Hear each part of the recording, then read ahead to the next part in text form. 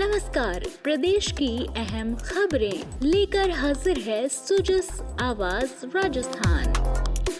आज की हाइलाइट्स अरिंदम और सालेहा के साथ। राजस्थान के विकास और जनता के प्रति अपनी निष्ठा जताते हुए मुख्यमंत्री अशोक गहलोत ने कहा है कि वे हमेशा तत्परता और सेवा भाव से लोगों के कल्याण के लिए काम करते रहेंगे। वे एक निजी टीवी चैनल को दिए साक्षात्कार में बोल रहे थे। मेरी एक एक सांस के अंदर राजस्थान में विकास, राजस्थान के लोगों के सुख दुख की घड़ी में मैं क्या कर सकता हूँ, वो मैंने बचपन से सीखा है। और गांधी जी ने कहा था कि राजनीति का आधार जो है वो भी आपका रचनात्मक काम होना चाहिए।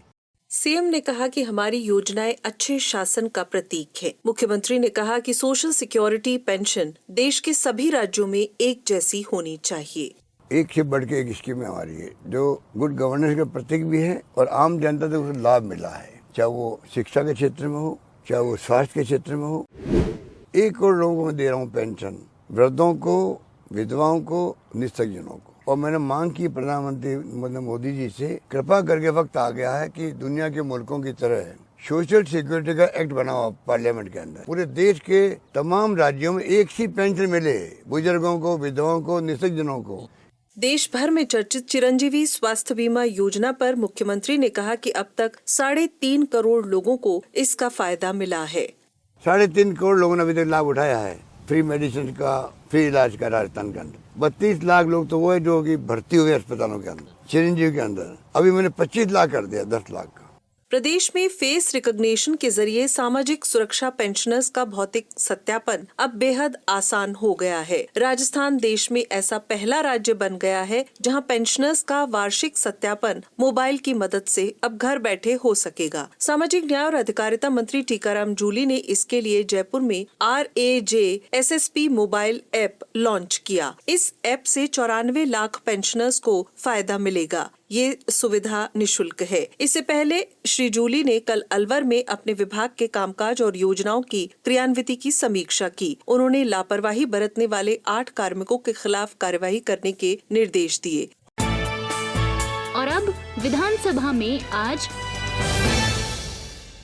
कृषि बजट खेती किसानी के नए युग की शुरुआत है। कृषि और पशुपालन मंत्री लालचंद कटारिया ने कहा कि ये किसानों के कल्याण के साथ सभी वर्गों की खुशहाली लाने वाला बजट है। इस बार के बजट में 1200 नए पशु चिकित्सा केंद्र खोलने की घोषणा की गई है। शेरगढ़ विधानसभा क्षेत्र की कुल 103 पंचायतों में से 55 में पशु चिकित्सा उपकेंद्र काम कर रहे हैं।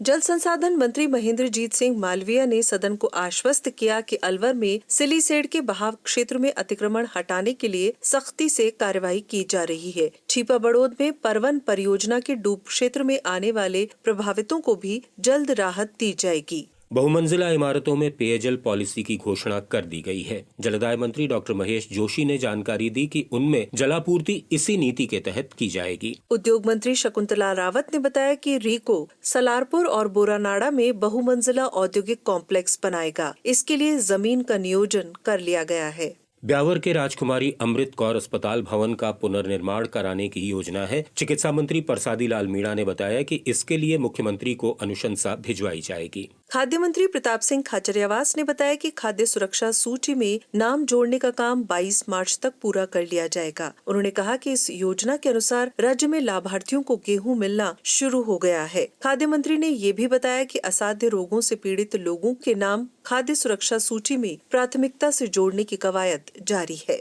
पंजीकृत संस्थाओं की सूचनाएं और प्रविष्टियां पोर्टल पर ऑनलाइन करने के लिए अधिनियम में संशोधन होगा। सहकारिता मंत्री उदयलाल आंजना ने ये जानकारी दी। उन्होंने कहा कि पंजीकृत संस्थाओं से ई प्रोफाइलिंग के लिए नियमों के अनुसार केवल 4 सूचनाएं मांगी जाती हैं। अब प्रदेश की पंजीकृत संस्थाओं को अपनी सूचनाएं और प्रविष्टियां विभाग के पोर्टल पर ऑनलाइन करने के लिए बाध्य किया जाएगा। इसके लिए अधिनियम में संशोधन होगा। जनजातीय क्षेत्रीय विकास राज्य मंत्री अर्जुन सिंह बामनिया ने कहा कि उदयपुर में वल्लभ नगर के बम्पुरा में चल रहे आश्रम छात्रावास में विद्यार्थियों की संख्या बढ़ाने पर विचार किया जाएगा। वाहनों से प्राप्त ग्रीन टैक्स का 25% परिवहन विभाग व्यय करता है। 75% व्यय की जिम्मेदारी स्वायत्त शासन विभाग की होती है। परिवहन राज्य मंत्री ब्रिजेंद्र ओला ने पूरक प्रश्न के जवाब में ये बात कही।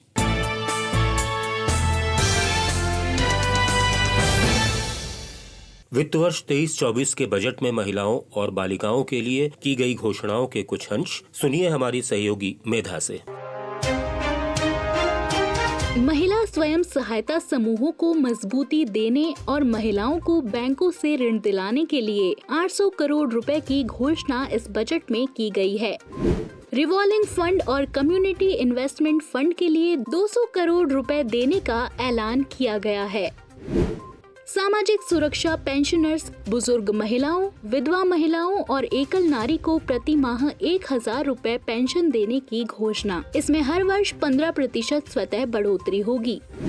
महिलाओं को अब रोडवेज बसों में यात्रा करने पर 50% की छूट मिलेगी। 800 आंगनबाड़ी और 200 मिनी आंगनबाड़ी केंद्र खुलेंगे, जिसमें महिलाओं को रोजगार के नए अवसर मिलेंगे। जनजातीय क्षेत्रों में 250 माँबाड़ी केंद्र भी खोले जाएंगे। प्रियदर्शिनी डे केयर सेंटर योजना के तहत कामकाजी महिलाओं के शिशुओं की देखभाल के लिए 500 डे केयर सेंटर्स खोले जाएंगे। स्कूटी योजना में स्कूटियों की संख्या को 20,000 से बढ़ाकर 30,000 किया गया। कॉलेज छात्राओं के लिए ट्रांसपोर्ट वाउचर स्कीम की घोषणा। 27 नई राजकीय महाविद्यालय और 20 नए कन्या महाविद्यालय खोले जाने की घोषणा की गई है।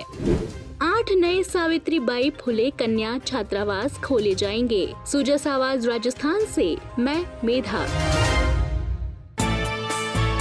अब सुनिए जिलों का राउंड अप।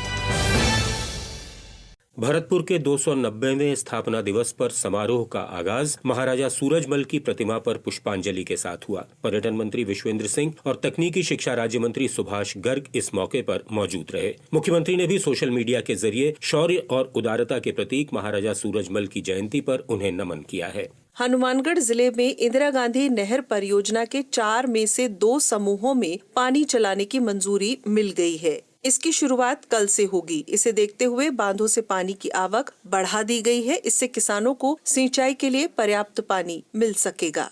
बीकानेर जिले में स्कूलों में बच्चों को गुड टच, बैड टच और माहवारी स्वच्छता के प्रति जागरूक किया गया। जिले में अब तक 2272 सरकारी स्कूलों में ये कार्यक्रम हुए हैं, जिनमें 2,33,000 से ज्यादा बच्चों को जानकारी दी गई है। डूंगरपुर में आज से अमृता हाट की शुरुआत हुई। महिला अधिकारिता विभाग के इस आयोजन में विभिन्न जिलों की 80 स्वयं सहायता समूह की महिलाएं हिस्सा ले रही हैं। ये हाट 17 फरवरी तक चलेगी। राजस्थान गृह रक्षा विभाग की होमगार्ड स्वयंसेवक भर्ती के लिए आवेदन की अंतिम तारीख 28 फरवरी तक बढ़ा दी गई है। राजस्थान संगीत नाटक अकादमी जोधपुर में लोकानुरंजन मेले का आयोजन करेगी। 18 फरवरी से होने वाले 3 दिन के इस मेले में 15 राज्यों के 1000 लोक कलाकार हिस्सा लेंगे। देश की प्रमुख स्वतंत्रता सेनानी, विचारक और कवयित्री सरोजिनी नायडू की आज जयंती है। इसे राष्ट्रीय महिला दिवस के रूप में मनाया जा रहा है। मुख्यमंत्री ने भी अपने ट्वीट में कहा कि महिला उत्थान के क्षेत्र में उनका योगदान सदैव प्रेरक रहेगा। भारत कोकिला सरोजिनी नायडू महात्मा गांधी की करीबी रहीं और नमक सत्याग्रह में उन्होंने बढ़ चढ़कर हिस्सा लिया।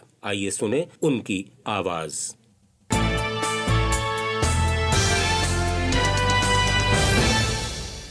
I have been asked to say something about Mahatma Gandhi. Of all the subjects in the world, Mahatma Gandhi has been so closely and so deeply a part of my life as the lives of many thousands of men and women in India. I propose to speak of him as the thoughts come to me of the little Mahatma, the man as I love him. To millions and millions of people all over the world, he stands as the one supreme figure of India, as the one modern embodied symbol of the Indian genius, the Indian dream and the Indian achievement.